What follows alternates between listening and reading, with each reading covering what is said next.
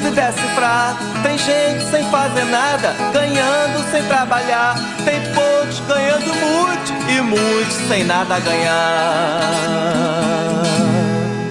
O radialista Francisco Venuilton Dias usava o repente e a poesia de cordel para denunciar irregularidades na administração pública do município de Campos Sales, interior do Ceará.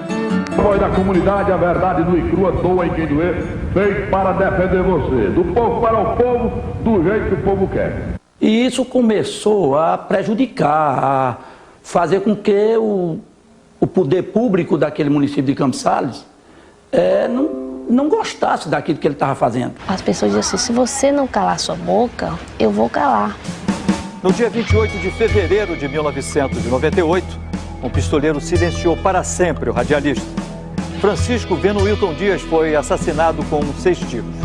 É com muita tristeza que informamos aos amigos ouvintes que ontem à noite o radialista Venuilton Dias, da Rádio Três Fronteiras de Campos Sales, foi assassinado, vitimado a crime de pistolagem. Para a família do radialista, Venuilton foi vítima de uma trama envolvendo políticos e a própria polícia. Um complô para pôr um fim às críticas do radialista ao prefeito de Campos Sales, Paulo Ney Martins. O prefeito só aceitou falar sobre o assunto se a imagem dele não fosse gravada. O seu nome surgiu nesse inquérito por quê? Exclusivamente por interesse político. Exclusivamente, não tem outra.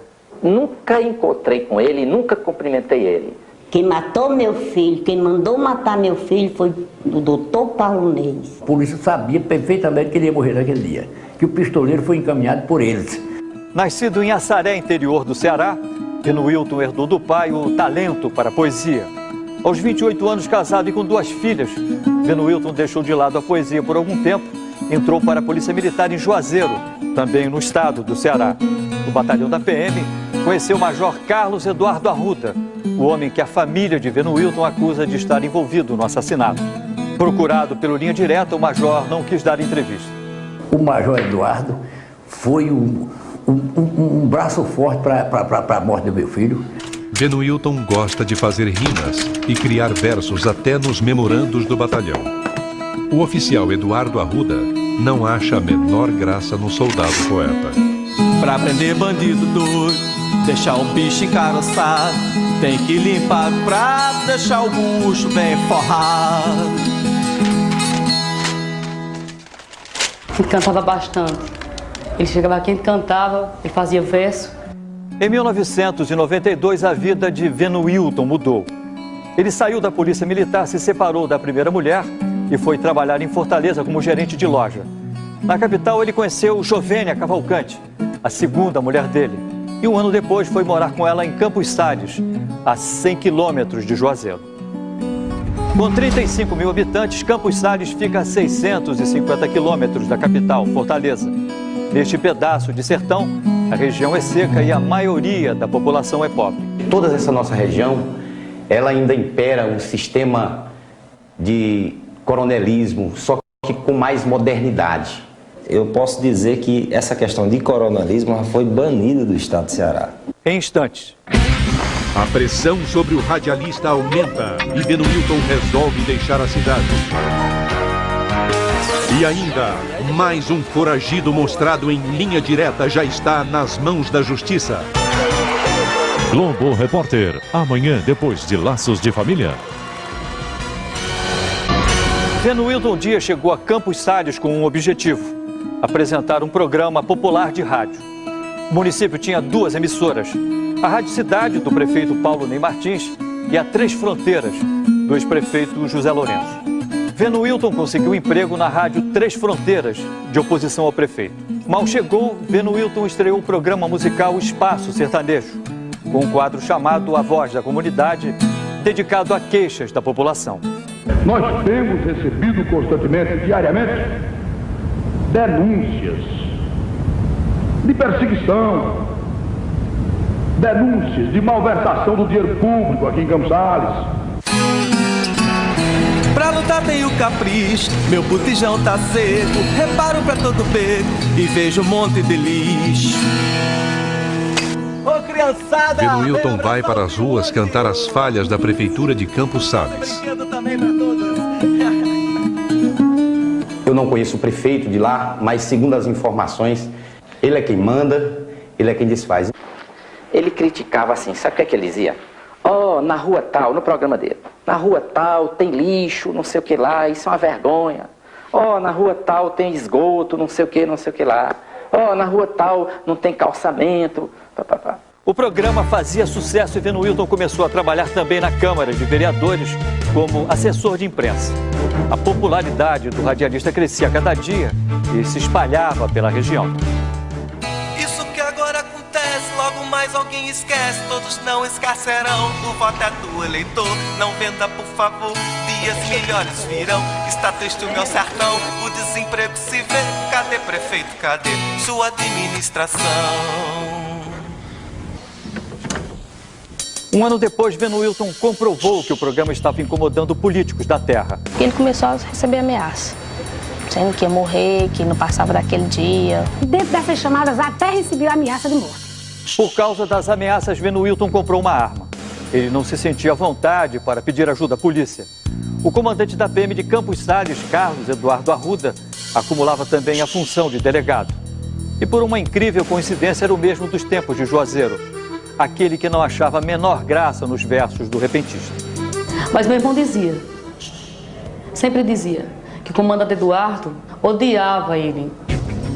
A polícia passa a revistar Venuilton a qualquer hora e em qualquer lugar. Até mesmo dentro do local de trabalho do radialista. Venuilton tem razões para acreditar que as ordens são do Major Eduardo. Revistava ele muitas e muitas vezes, até na Rádio Três Fronteiras, o pessoal entrava e revistava meu irmão lá dentro. Como se ele era um assassino. Talvez fosse importante ele não andar armado. Lógico. Porque ele ia ser pego de surpresa. Venuilton foi revistado tantas vezes que desistiu do revólver. Mas o radialista não desistiu das denúncias. Apesar das ameaças de morte, ele continuou a defender os contribuintes e a atacar o prefeito no programa Voz da Comunidade. Pedi, dar tanto conselho a ele. Meu filho sabe de lutar. No fim de 97, 2 homens chegam a Campos Sales e passam a vigiar Venuilton. Ao sair da rádio, Venuilton reconhece os 2. Eles nasceram na cidade e foram morar em São Paulo, onde cometeram crimes de homicídio.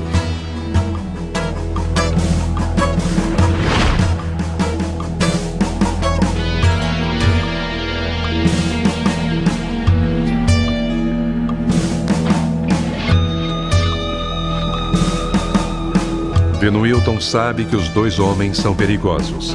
Ele espera durante horas dentro da rádio, até que os matadores desistam. Só então volta para casa.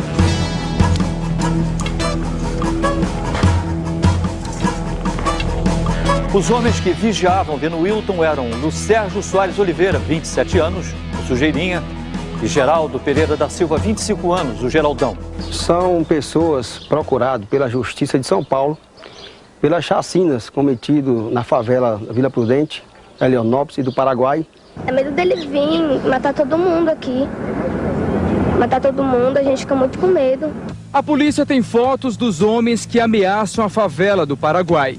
São bandidos procurados, como Geraldo Pereira da Silva, o Geraldão Justiceiro, Antônio Cavalcante, o Tonhão e o chefe do tráfico na região, Lucérgio Soares de Oliveira, o Sujeirinha. O Lucérgio conheceu um rapaz daqui de Campos Sales, saiu jovem para São Paulo, certo? Eu não posso dizer que goza de boa fama, porque aconteceram esses casos lá no... né? Nada impediria que ele tivesse envolvido num crime dessa natureza. Nada impediria. Carnaval de 1998. Venuilton vai ao distrito de Itaguá, a 15 quilômetros de Campos Sales. Escuta reclamações dos moradores e usa o celular para transmitir ao vivo o programa com novas denúncias e cobranças. Ele não está sendo apenas ouvido, está sendo observado. Algum tempo depois, um carro para ao lado do radialista. O homem ameaça. Aí, cara, vai parar de falar mal de mim ou não vai? Venuilton sabe que não é brincadeira. Decide ir embora de Itaguá e de Campos Sales. Aí o Paulo Ney disse, ei, cara, você vai parar de falar de mim ou não vai? Porque se você não parar com essas coisas, eu vou acabar calando sua voz. Ele era um locutor de coragem, porque botavam, porque assim, sabia que ele dizendo, ninguém poderia tomar satisfação. Eles, primeiro, eu vou embora para Vitória. Eu vou dar um tempo lá. Venuilton preparou em segredo a viagem para a casa da irmã em Vitória. No dia 28 de fevereiro, ele foi até Juazeiro comprar peças para o carro e aproveitou para conversar com o companheiro de sua ex-mulher, José Gomes de Lima, recomendando respeito e cuidado com as filhas dele. E o cara achou ruim, viu? No final da tarde, Venuilton voltou para Campos Sales. Parou no bar Senadinho para tomar uma cerveja e tocar viola com o pai Anacleto. Venuilton toma cerveja com o pai e alguns jogadores de futebol. Não repara numa moto azul sem placa que passa lentamente na porta do bar. Um conhecido entra, é Julivan, e cumprimenta o radialista como um velho amigo. Esta é, segundo a acusação, a senha para mostrar ao pistoleiro quem é Venuilton, o homem marcado para morrer. E o Julivan foi no bar onde estava Venuilton e lá chegando, indicou, bateu a mão no meu amigo Venuilton. No próximo bloco. Os pistoleiros não dão tempo para a fuga de Venuilton. E também, o homem acusado de matar o palhaço Foquito se entrega na Paraíba. Daqui a pouco, Aquarela do Brasil. 7h30 da noite. O pistoleiro desce da moto e vai até o bar Senadinho. Ele nem entra no bar. Da porta mesmo, dispara 6 tiros em Venuilton, na frente de todos. Mesmo assim, ninguém vai aparecer para reconhecer o assassino.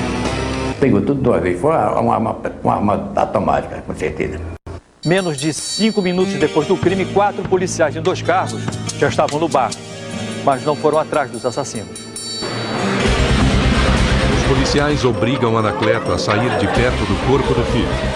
Ele implora para que a polícia vá atrás dos criminosos. Em vez disso, a polícia prende o pai da vítima e o deixa por 1 hora dentro do carro. O corpo do radialista é levado para o hospital. No hospital, o prefeito Paulo Ney Martins fez uma estranha sessão de fotos com o cadáver de Venuilton. A atitude do prefeito chamou a atenção dos funcionários do hospital. E era tirando coca com ele, dando risada, tirando foto. As fotos nunca apareceram e até hoje ninguém conseguiu explicar por que o prefeito fotografou a vítima. Por que o senhor fotografou o corpo dele? Porque eu fotografei o corpo dele, porque foi um fato assim de relevância, ou né, mataram, tiraram, fotografei. Tinha uma razão assim, mais específica não. Mas quando fui botar o filme para revelar, já estava passado das 36 poses que tinha no filme, não saiu mais. Com a pressão popular, era preciso prender o assassino. 3 dias depois do crime, a rádio do prefeito, que até então se mantinha em silêncio sobre o assunto, anunciou a prisão do eletricista José Gomes de Lima, o companheiro da ex-mulher de Venuilton. Ele foi exibido na cidade com um troféu.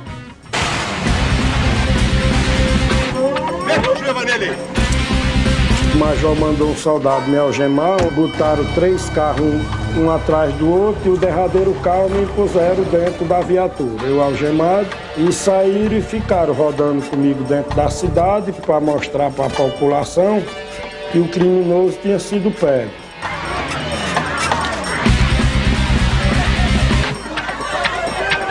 Quando eu desci, aquele multidão de gente, a polícia me dando cobertura para que não houvesse lixamento, e me conduziram até no xadrez e me deixaram lá trancado. E eu permaneci lá preso. José Gomes de Lima, conhecido como Bilega, teria assassinado Venuilton simplesmente porque o radialista era ex-marido da companheira dele. Mas um fato mudaria os rumos da história.